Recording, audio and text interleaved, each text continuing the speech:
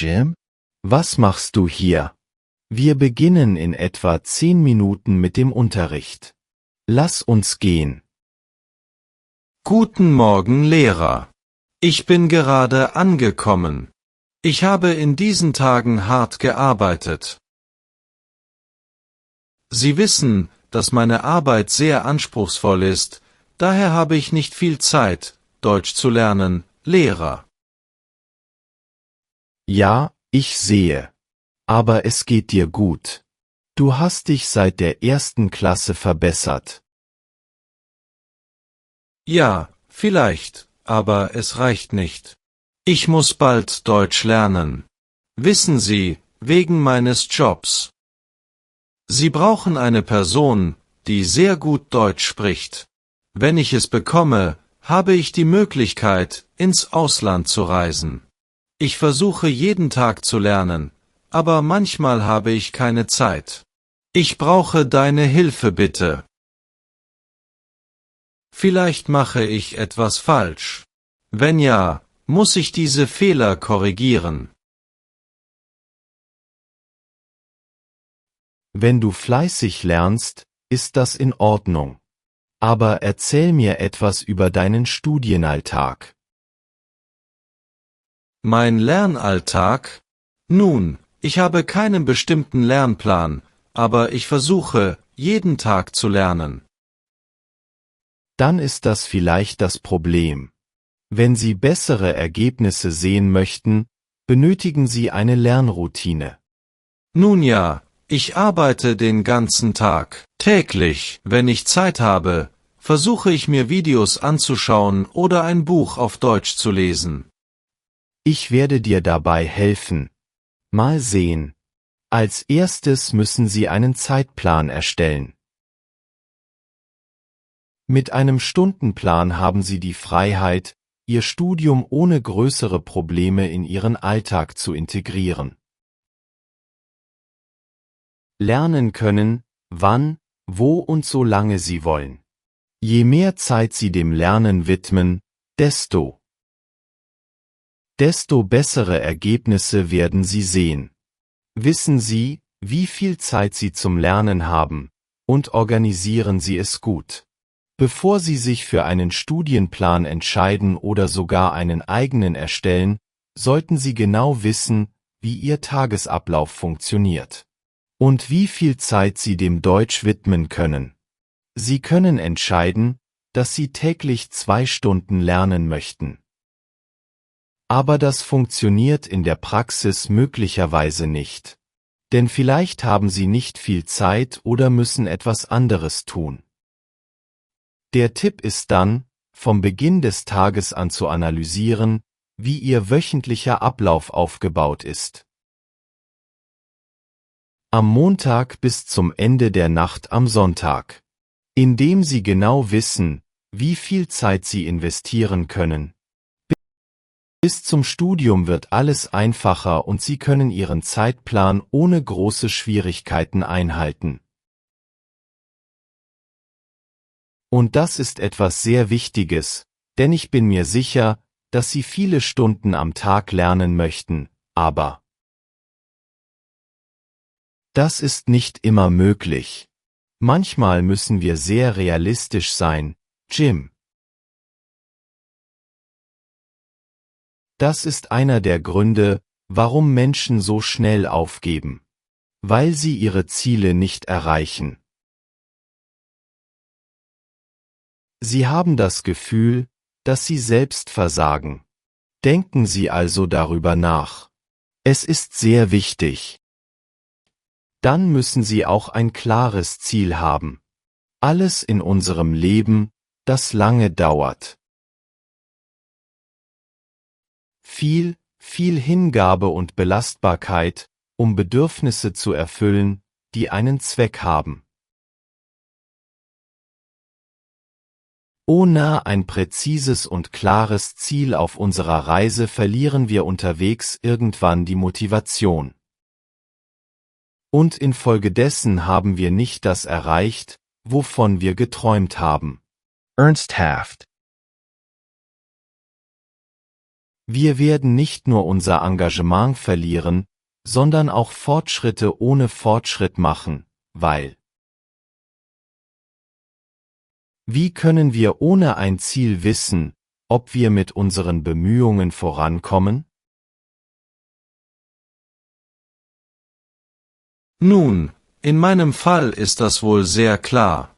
Ich muss Deutsch lernen, um bessere Jobchancen zu haben.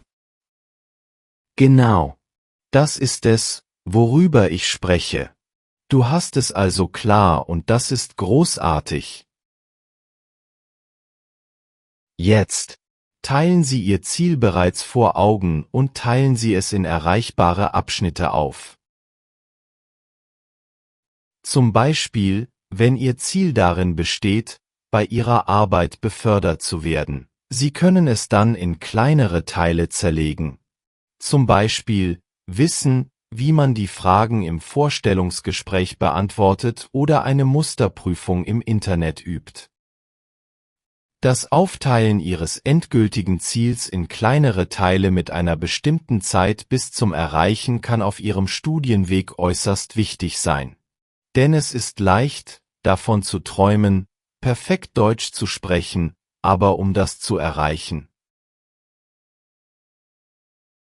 Wir müssen eine Menge Dinge tun, und das ist der Schlüssel.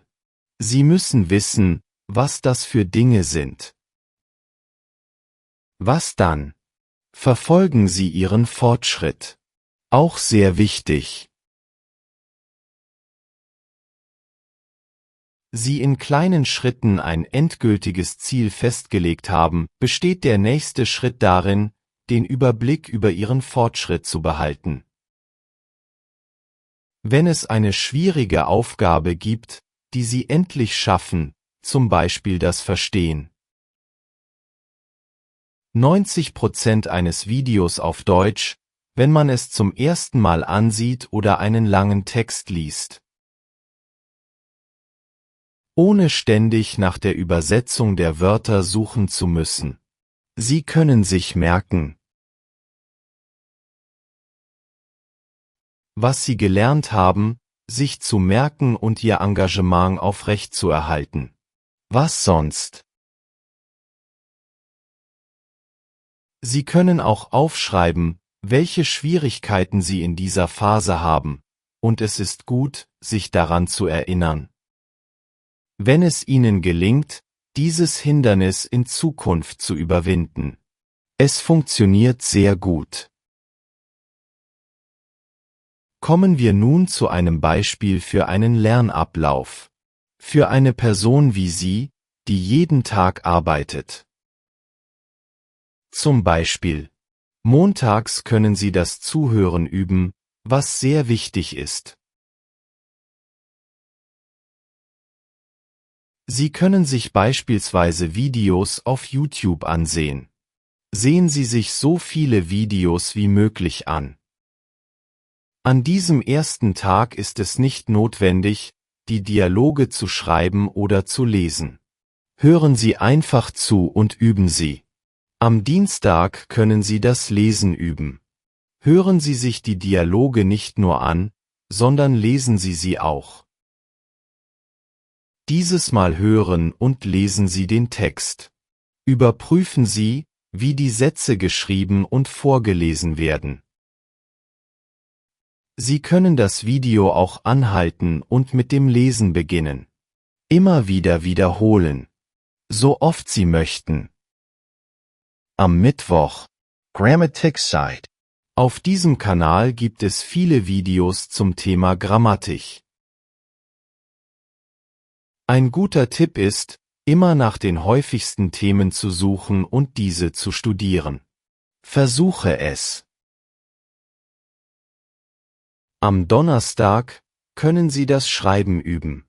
Und vielleicht fragen Sie sich jetzt, wie kann ich das Schreiben üben? Versuchen Sie zum Beispiel mit diesem Video zu verstehen, was gesagt wird, ohne die Hilfe von Untertiteln. Und schreibe sie auf Papier um. Einfach. Überprüfen Sie anschließend, ob das, was Sie geschrieben haben, korrekt ist. Am Freitag, Sie können jede dieser Aktivitäten wiederholen.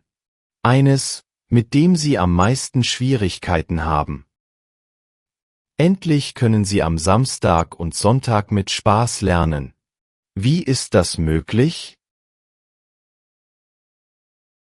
Wochenenden sind eine Zeit, um sich von der langen Woche auszuruhen, die Sie hinter sich haben, aber warum kombinieren Sie das nicht mit lustigen Aktivitäten? Lehnen Sie sich auf der Couch zurück und schauen Sie sich den neuen Netflix-Film oder die neue Netflix-Serie an, die Sie sehen möchten. Oder Sie können ein Buch lesen, jedes Buch, das Ihnen gefällt. Oder schauen Sie sich einfach Videos auf YouTube zu einem beliebigen Thema an. Diesmal ist es nicht notwendig, etwas Besonderes zu tun. Einfach zuschauen, zuhören und entspannen. Und Lehrer, wie viele Stunden muss ich lernen bzw. wie viele Wörter muss ich beherrschen? Das ist ein interessantes Thema für ein nächstes Video.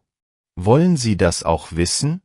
Ich habe Ihre Kommentare gelesen.